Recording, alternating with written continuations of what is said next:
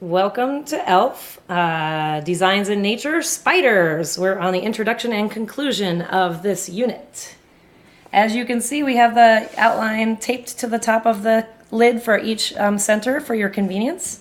This is also the outline that's available on the Mitchell PTA website. That's mitchellpta.org.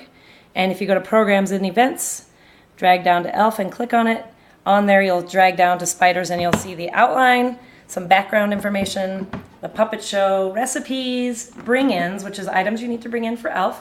And this time we have a little fun fact sheet that we're going to add with all kinds of fun facts about spiders and what they do for us in our environment. So just like any ELF, we have our bin. This one's pretty empty today. Our books are not in from the library yet, but you can always send the teacher out to the hallway to read a book. We also have a timer in here if you'd like to use it. We find the magic number for ELF centers to be about 17 minutes if you have that kind of time, but 15 works too. Whoever's doing the outdoor center really needs to be on top of the time because everybody's waiting for you to get back in with antsy kids. So try to hurry in if you're outdoors. I just want to talk real quick about a typical ELF day since this is the introduction center. A typical ELF day has you blocked out for a 2-hour window of time. The first 15 minutes of time is when the teacher would take the kids to the hallway and you get to set up. It's a 15-minute setup time, get used to everything. Maybe read over the puppet show if you're in it, or if you're assigning the puppet show, have the kids practice. So the next 15 minutes would be the introduction time where you're kind of going over the puppet show and asking the questions that we have on the outline.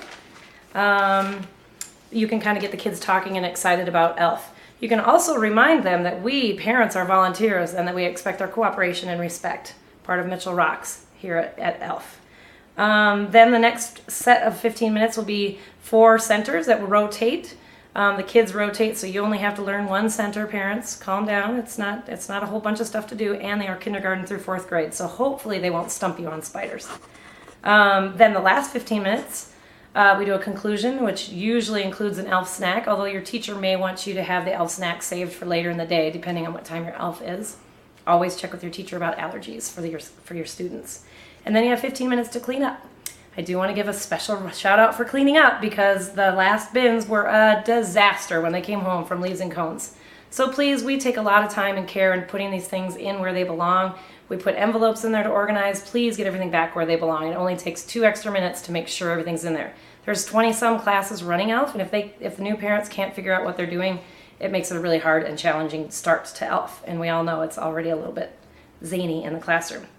Hopefully you know where the ELF closet is. That's where all the materials are. It's on the bottom floor of the school, down by the atrium, kind of kitty corner from the art room, sort of. And we a lot of times set up 1 unit in the hallway there to run if you need that. I already talked about snacks, and look at that, I talked about putting away things neatly. So we will get on with spiders. This bin, as I said, is pretty empty. Normally there's a few more things, a few books, but we'll just go ahead and jump into the puppet show. Normally these would be in here, so you can put them back away, but here's our organization, and these puppet shows, when we had puppet helpers, put them in folders. There's 3 puppets for this show. We have Charlotte Spider. Creative name, right? We have Benji Bear. And we have Rhonda Robin. And these 3 puppets will be gracing your ELF theater stage. And then you can always use the end if you need to. So the scripts are very clearly marked with your parts if you're Charlotte Spider or whatnot. Charlotte this time is in pink. And this story is talking about the difference between insects and spiders. And they're going to have a forest party. And the spider feels so left out because they're all going to fly. And spiders, of course, don't have wings. So how can they participate? Well, the bear can't fly either, but I don't know what that has to do with anything. But anyways, at the end of the story, they decide the spiders can make their lovely webs to decorate the forest. So it's a great puppet show. We always love to start with the puppet show. Before that or after that, you can get the kids going with some questions. We have tons of questions listed. Again, the importance of this unit is to talk about the difference between spiders and insects. And so that will be covered mostly in Center 1, but you can also cover some of it in the puppet show. So you'll talk about their body parts, how many legs they have, how many eyes they have, can they fly, do they have antennae? All these questions you can ask. We're also going to talk about what spiders eat and how they eat them. So we'll be talking about their webs.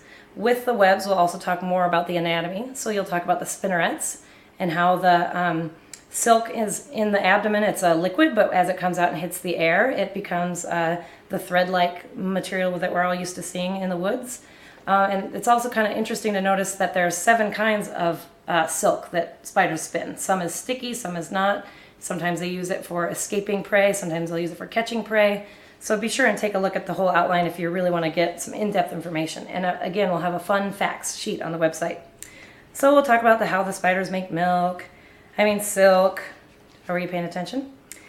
And then we want to know about just if spiders are harmful to people. Of course, the kids in our neighborhoods love to worry about the black widows and the brown recluse. So we have a couple models of them for you to share with them. And then my last closing question at the introduction was, which came first, the spider or the dinosaur? Spiders or dinosaurs? Well, spiders were alive millions of years before the dinosaurs. And of course, they survived after. So that is our introduction. Oh, I forgot the conclusion. Ta-da, here's the introduction. On the back is the conclusion. This is kind of our catch-all too, so it has a book list of all the books that we have available to you. There's also somewhere is going to be a song list that will put songs in there. The insect spider song is sung to the tune of Head, Shoulders, Knees, and Toes. And then I'm a Little Spider goes to the tune of I'm a Little Teapot. And unfortunately for you, I won't be demonstrating that today. Maybe next time. But the conclusion is our typical conclusion. You can do a sharing circle. You could have a ball of yarn and have them pass the ball of yarn, but have the original kid hold on to it to make your own little Mitchell web. Of course, you can read a book. We do have one snack suggestion here, and we'll have more on the website for you to bring into the kids, because that is, of course, the most important part of ELF, besides all the wonderful information we're putting in their brains.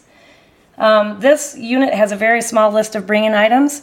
We need spiders in clear glass jars and insects to compare in clear glass jars. Hopefully they're alive. You should be able to gather them 3 to 4 days before ELF if you put a little cotton swab doused in water in there and maybe a stick. And then the snack for conclusion.